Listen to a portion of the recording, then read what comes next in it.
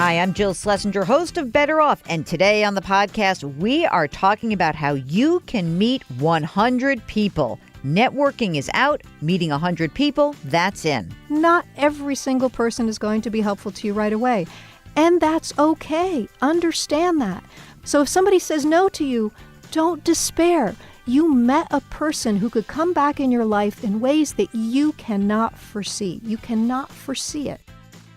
Welcome to the Better Off podcast. We're sponsored by Betterment, the largest independent online financial advisor. Now, this is the program where we provide unconventional and hopefully entertaining insights on your money and your life. And it is the new year, and this may be your moment in time to kickstart your entire view on networking. I know, you hate the word. I hate the word too, and I'm even good at networking. I've got a great guest to introduce to you. Pat Headley, one of her passions is the importance of meeting people. She wrote a book on the topic. It's called Meet 100 People. It's got some great stories about being disciplined and intentional about how you meet people. And, I have to say that this fuzzy idea of forced networking, you can throw it right out the window. Pat was introduced to me by a mutual friend. And if that experience is anything like the book and what she gives to you, boy, you are in for a treat. So here's my interview with Pat Headley. You're listening to Better Off with Jill Schlesinger. Pat Headley, welcome to Better Off. How are you? I'm doing well, thank you. So we start the podcast off with a very important question. You ready? Yes. What's the best financial or career decision you've ever made? The best financial and career decision I ever made was showing up in person to cancel an interview with the firm I ended up working with for 30 years. Wait a minute. Wait, hold on. Let's go back. What was the firm and why did you cancel it? I canceled it because I had gotten another job. This was the summer between my 2 years at business school. And I had been a consultant before. I had worked for a startup, and I wanted to round out my experience. I worked for an investment bank. And I recruited, and I got a job. And a week later, I got a letter saying, come meet with us the next week from a then pretty unknown private equity firm. And I didn't know anything about private equity. But since we didn't have cell phones or email, I showed up in person in my jeans to cancel the interview. Get out. And so what happened then? What happened was the person I talked to, I told him what the situation was, and he says, come sit and talk to me. In your jeans 30 years ago, jeans. which was not kosher, ladies and gentlemen, 30 years ago. We didn't go to interviews in jeans. Correct. I sat down and I talked to him, and we really enjoyed our conversation. And he said, I'd like you to meet my partner. And I did. And then they said, we're inviting some students to dinner tonight to get to know them better. Would you like to come? And believe it or not, I said, no, I have plans. Really bad idea. They said, cancel your plans. And I said, okay. And I went to dinner that night. They said, we would like to have you meet one more person the next morning. Come have coffee with us for breakfast. And I did. And they recognized that I made a commitment to the bank. And I ended up fulfilling that commitment because that's important to me. And they said, if you have extra time at the end of the summer, would you work for us? And I needed the money. And so I did. And then they said, would you work for us part-time during your second year? And I did. And they offered me a full-time job. I joined them in 1987, and I worked with them up until 3 years ago. That's very rare. It was the best financial decision I ever made because I learned to become an investor. That's what the job was. Mm-hmm. And it was the best career decision I ever made because I learned a tremendous amount with incredibly great people. And I advise young people that those are the two things you should really solve for. Learning a lot, steep learning curve, and being with great people. Well, you are now an advisor and an investor in growth companies, and you like to focus specifically on women entrepreneurs. But you've also written this book called Meet 100 People, a how-to guide to the career and life edge everyone's missing. Pat, there's no way you wrote this to become a famous author or to make money. So why'd you write this? I wrote this because this is advice I would have liked to have gotten when I was first starting out. I did not have a network. I had to build it. It took time to build it, and I saw the benefits of it. I also think that it's really one of the secrets to very successful people, and it's a secret that's hidden in plain sight. It's right there, and most people don't recognize it. And I especially find it true with millennials and young people that they have a reluctance, almost a fear, of meeting people in person. What's that about? Is that because they grew up, they're growing up in a digital world, or is there something that we can ascribe and make it their parents' fault, that like their parents have infantilized them because they've been doing everything for them? I would say it's a little bit more of the former. I think our culture and society has evolved to the extent where we are digitally well-networked, and millennials are the most digitally well-networked generation ever. My kids have hundreds of Facebook friends. They are starting to link into people. I find both Facebook and LinkedIn and Twitter to be incredibly helpful and valuable. It's good, but it's not sufficient. It doesn't take the place of an in-person meeting. There was an article in HBR that said that a request done in person is 34 times more likely to be fulfilled than one that's done over email. So don't ask your boss for a raise via email. Never. Ever. Never. No.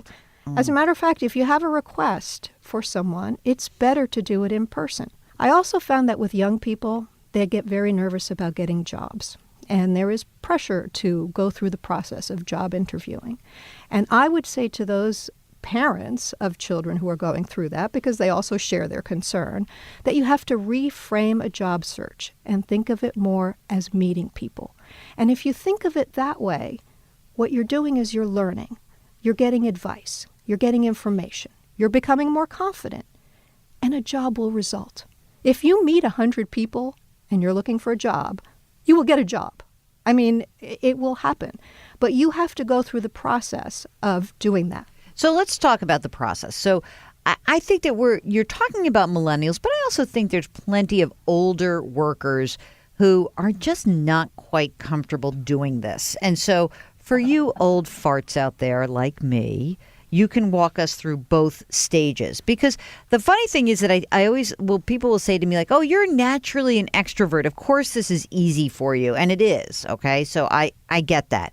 But speak to whether it's the millennial or it's a Gen X or a baby boomer who's a little shy, a little bit of an introvert.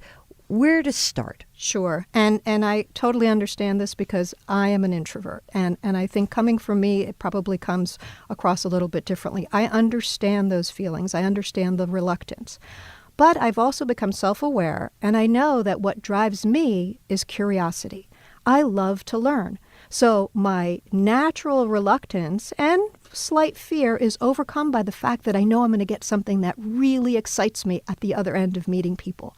I actually love to meet people now because I learn from every single person.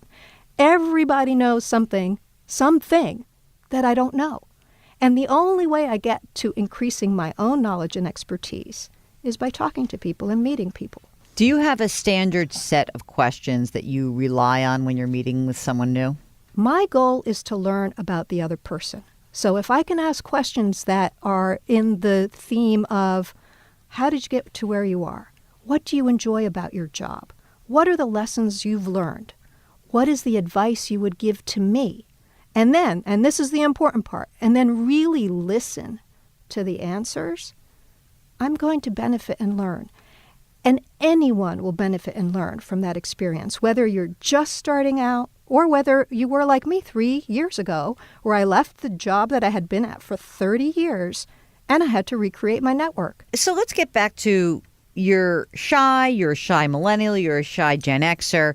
It feels awful to even think about this. This word networking is a terrible word anyway, because it has lots of connotations and people are like, oh, gross.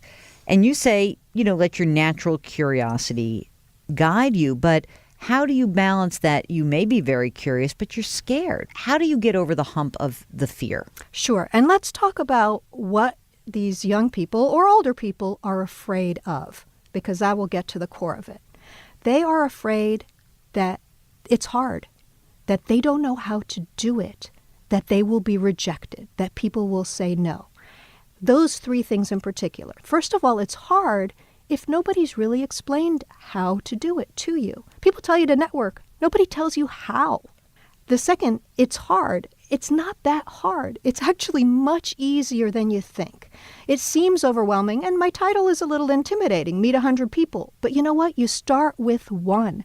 You start with one person, and you don't start with the most intimidating person you can think of, you start with somebody in your first-degree network, somebody with whom you have strong ties, the dad of your best friend, the mom of, your aunt, whoever it is. And you start to practice and you talk to them. And you go to them not saying, I need a job. You go to them saying, I'm here to learn. I love what you've done in your career.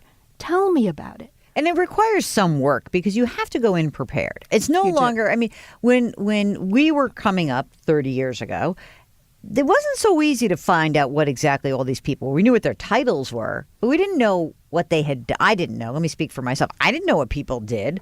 Right. So I walked in blind in most of these cases. What is it that we need to do to take advantage of the fact that we've landed that first meeting with somebody? Right. There are 3 things that I think are critical to the whole process of meeting people, and preparation is one. And by preparation, and again I outline this, the first step to preparation is to look at yourself, is actually to look in the mirror and say, okay, let me take some time out of my incredibly busy, hectic day. Let me put my cell phone in another room. Let me sit down with myself for 15 minutes and think about, what am I good at? What am I not so good at? What do I want in my life? What are my goals? I call these reflection exercises, and I have people go through this. So that's step 1, look at yourself. So what's step 2? Step 2, establish the connection once you're in the meeting. How do you do that? So many ways. If you're meeting somebody in their office, look around. Every single thing in the office was put there by that person. And so that means it's important to them. So if you see a book that you also happen to read, you can comment on it and say, oh my gosh, that's my favorite book. Start the conversation on something where you establish a connection, and do it as quickly as you can. Establish a commonality, because the goal in the meeting is to make the person like you and to be authentic in the process, to not make it up, not to say I love skiing and you hate it. Only do it if you really genuinely like it, because people are good at sensing whether somebody's sincere and authentic. And people can do that incredibly well in person. They can't do it in email. It's hard to do it in email. The goal is to have them like you and to trust you. And to build some rapport. I mean, this is a relationship, Exactly. right? That's all we're asking you. We're not saying, become the person's best friend. Like, hey, what are you up to? Right. So what's step 3? Step 3, and this is where most or many people fail, is follow up. Oh my gosh, the easiest thing. People don't follow up, and they don't do it right away. If somebody I meet with and I've helped, and even if I haven't helped them, I've spent a half hour, an hour of my time with them, a 2-sentence email that says, Pat, thank you so much. Really appreciated your advice on X. Looking forward to talking to you again. And then if you really want to go above and beyond, if you write me a handwritten note, oh my gosh, you fabulous. will be so special. Yes, absolutely. This is Better Off with Jill Schlesinger. We'll get back to our interview with Pat Headley in just a minute. But if you're looking at the new year as an opportunity to not just restart the way that you meet people and how you can expand your network and enrich it, it's also a great time to think about how you're dealing with your money. If there's any other time besides tax time that it gets you thinking about your money, it's usually as you turn the page into a new year. This could be your moment, gang. This is it. How about you stop paying bloated fees for transactions? How about you consider how you may be able to improve the service and the advice that you're getting? Maybe it's time for you to take control of your financial life. And that is why I am so delighted that Betterment is the sponsor of this show. Betterment is the largest independent online financial advisor. They've created a service that is basically about you, how you can improve your returns, how you can lower your taxes, how you can build for the future, retirement, maybe it's college planning, but all for low, transparent advisory fees, especially when you compare those to traditional services. 0.25 percentage point on assets under management. You even have an option to upgrade to up to 0.5 percentage point for access to a CFP or a licensed financial expert. Isn't it time that you did take control? What are you waiting for? Don't wait till tax time. You're mad at that time. This is a happy time. It's the beginning of the year, so go check out Betterment. Just go to betterment.com/betteroff and you can learn more. And now back to our interview with Pat Headley. So where do the people fall down if the follow-up occurs? You send the follow-up. How do you then make this somebody who really is part of your network? What should you be doing after that? There's several things that you can do. And just to preface it, of the 100 people you meet, if you go ahead on this project and do that, not every single person is going to be helpful to you right away. And that's okay. Understand that. People can be helpful to you later in your life. I tell the story of one man, and this is an important story.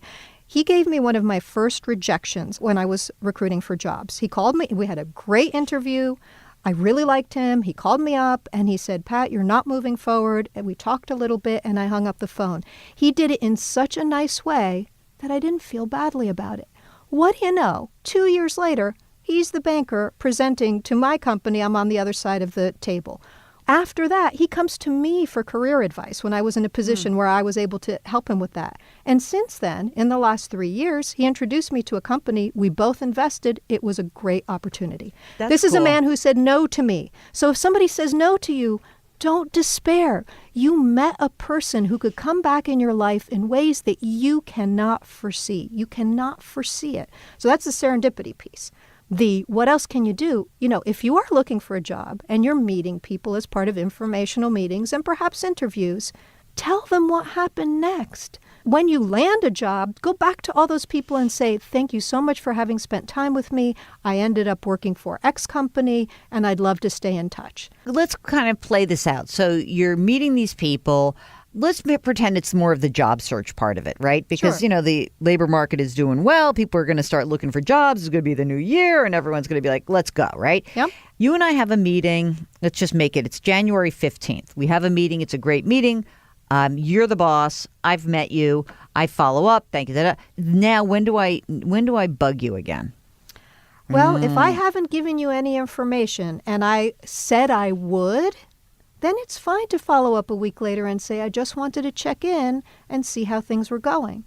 Then it's incumbent upon me to be pretty transparent and say, there really isn't an opportunity here, but touch base with me in 3 months, 6 months. Right. Let the other person define that. Let the other person define it as well. So it is a give and take, but it doesn't happen unless you are proactive.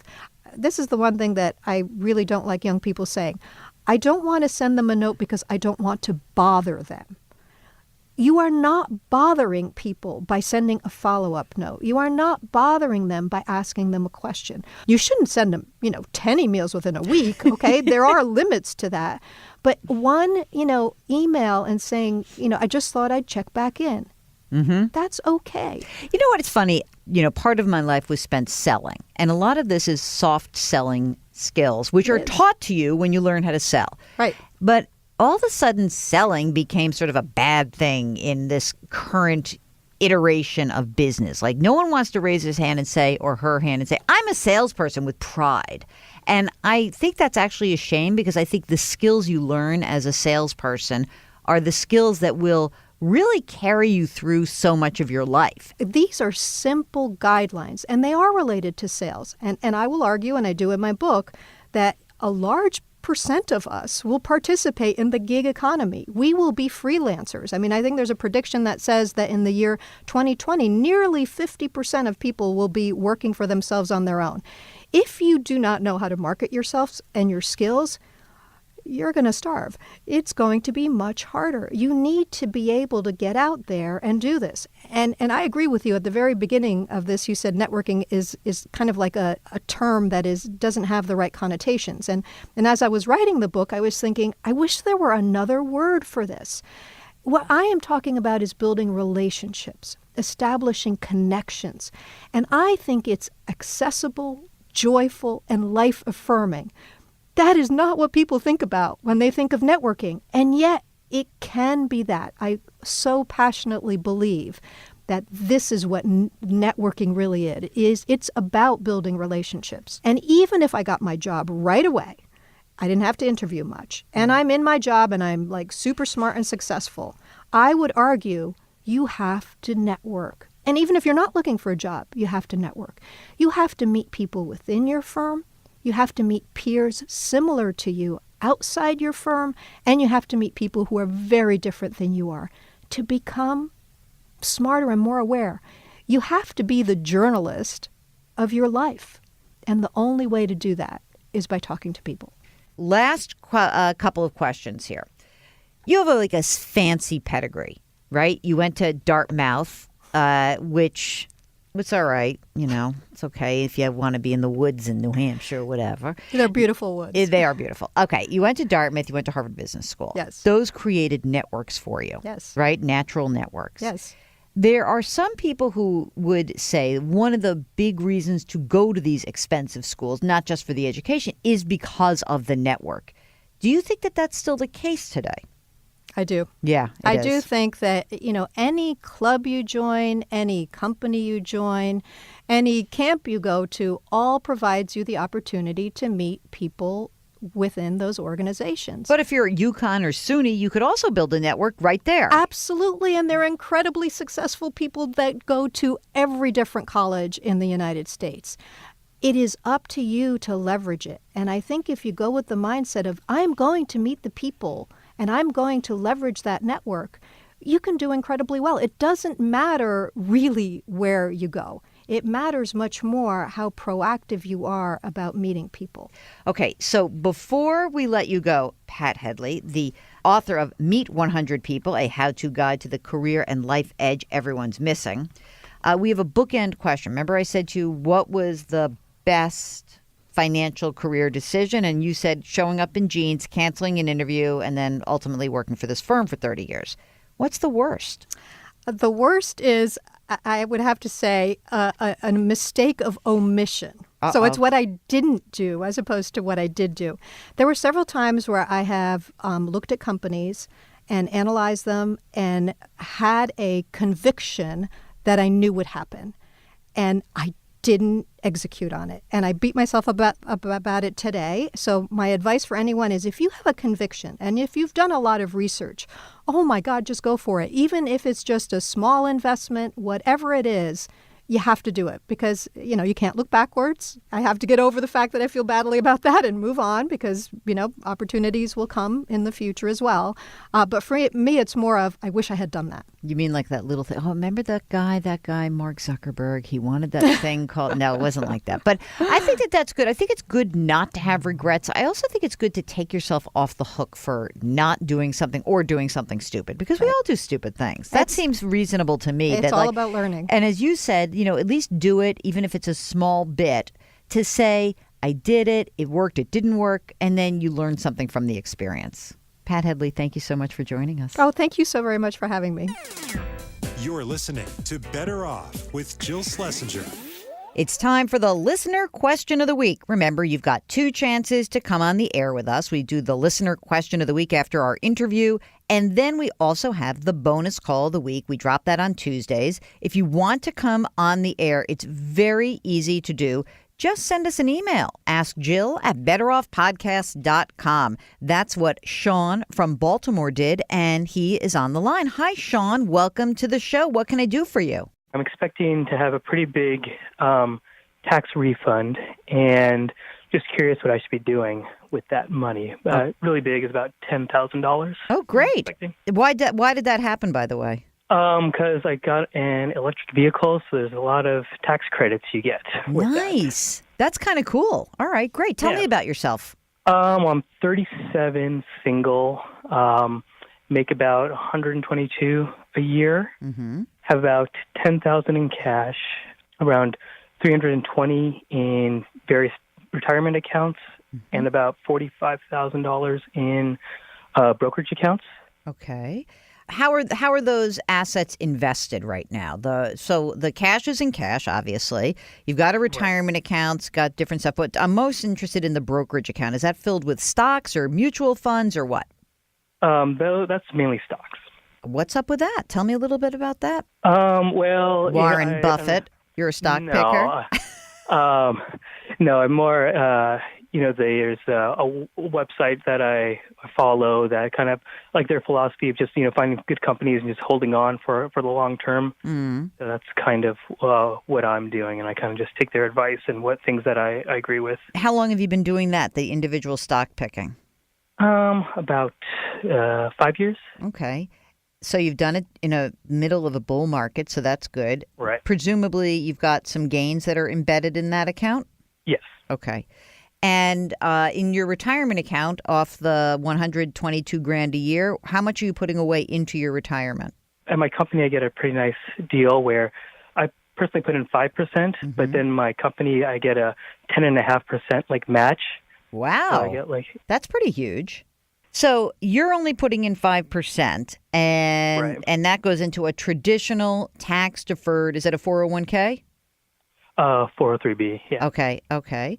And is that the max out of the match? In other words, that you put 5 in and they put 10.5 in? Yeah, I mean, you put in 4 and you get 10.5. So. That's amazing. It's really great. What else are you doing? How much is going into that brokerage account? Maybe $400 a month. Do you also have a Roth IRA perchance? I do have a couple of Roth IRAs, yes. And are you contributing to those? No, I'm not. Why not? Okay. Can I just point out something that's a possibility? Why not have, instead of $400 a month in the brokerage account, why not put the money into the Roth IRA and max that out at $5,500 and buy the stocks in there so that if you have big gains and you want to sell stuff, there's no tax liability? Yeah, that's something, I've thought about. But, I guess. I think that makes a lot more sense because then, one of the problems that you have again, if you're going to be able to buy and hold person, and I am not a stock picker, so I'm just going on my belief that you, Sean, are the best stock picker in Baltimore or in the world. But that said, the problem with it is that you want to be able to actually sell it and lock in gains. Maybe there's going to be stocks that you want to build on and you say, hey, you know what? I'm an idiot. I want to take some money off the table. You are less likely to do that if there's a big tax liability embedded in it. I also like the idea of instead of putting $400 a month into a brokerage account that, in addition to the 5% that you're putting into your 403B, that you also put $5,500 into your Roth IRA and make that your stock picking account. Okay? Okay. All right. Now, let's talk about this refund. So what are we going to do with the refund? So the things I was thinking was to contribute, to my 2017 and 2018 Roth. I was thinking about doing that. Or just keeping it in cash because since I don't have, the 6 months or whatever they say for the emergency fund, I don't have that in cash readily available. Maybe just putting it towards that. This is what I would do. This is my suggestion. Sure. You're either going to listen or not. So I have no way to know it. So we'll make a pinky swear on the air that hopefully you do this. The $400 a month that you're putting into the brokerage, put it into your emergency reserve fund because you probably do need more than whatever you have in cash, the $10,000 in cash, right? What do you figure you need in there? I mean, what are your expenses right now? Let's see, for 6 months, I would say probably around 20 would probably be. Okay. So that's good. So now put in the $400 a month you were putting in. Let's put the $400 a month for now. Just put it into your cash account. Stop doing the brokerage account. Get that cash up to $20,000. When you get that refund, top off the emergency reserve fund, then make your Roth contribution for 2017 with the refund. If you can use the rest of it for the 2018. And if not, then the $400 a month that you were putting into the brokerage account, divert a chunk of that and maybe the whole thing to get to your $5,500 Roth for 2018. Okay. Now, any debt that's out there that I need to worry about? I do have debt at low interest rates. Okay. I have a mortgage, which I am paying PMI on. That's at 4.15%. How much money do you think you have to pay down to get that PMI off the board? I have to do another $40K. Okay. To get to that. I'd love to get that paid off. I have a car loan, about $35,000 at 2%. $35,000. Look at you, big shot. What kind of car are you driving? Chevy Volt. Oh, you got the Volt. I thought you were going to tell me you had a Right. Tesla. I'm totally kidding. No, Okay. Any credit card? No. I mean, I don't carry over credit card debt. Good. and 9,000 in student loans. That's at 2.6%. All right. So we don't have to pay down the car. We don't have to pay down the student loans. You'll just pay that off. I think you're on the right track. Look, you've got a bunch of money. It's a funny thing. You have $45,000 in your brokerage account, and you've got $40,000 that, brings you down to a loan to value ratio where you won't need PMI. It's a funny thing that the numbers almost work.